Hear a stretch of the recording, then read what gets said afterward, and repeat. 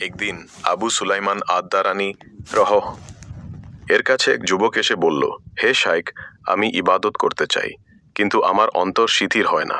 কখনো আল্লাহর কথা মনে পড়ে, আবার দুনিয়ার চিন্তা এসে সব নষ্ট করে দেয়।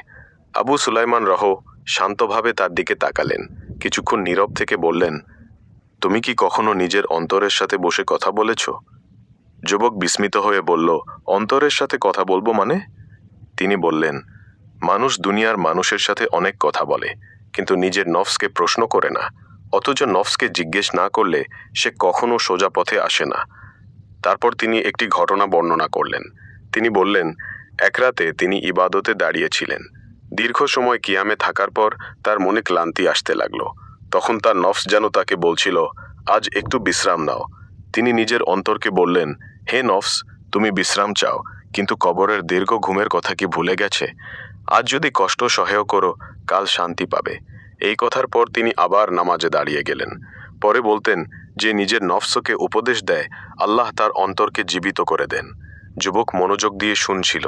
সে বলল, তাহলে অন্তরের স্থিরতা কিভাবে আসে?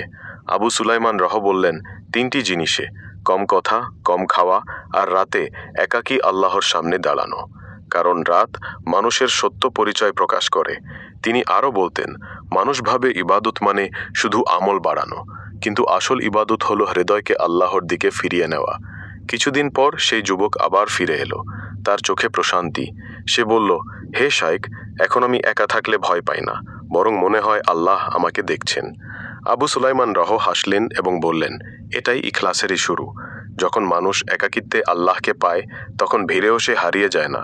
পরবর্তীতে তার শিষ্যরা বলতেন, আবু সুলাইমান আদ-দারানি রহ মানুষের বাহিরিক আমল নয়, অন্তরের অবস্থা সংশোধনের শিক্ষা দিতেন। তার কথায় কঠোরতা ছিল না, কিন্তু এমন সত্য ছিল যা মানুষের হৃদয়কে নাড়িয়ে দিত। সূত্র: হিলিয়াতুল আউলিয়া, ইমাম আবু নুয়াইম আল ইসফাহানি রহ। এটাই তোমার লেখা।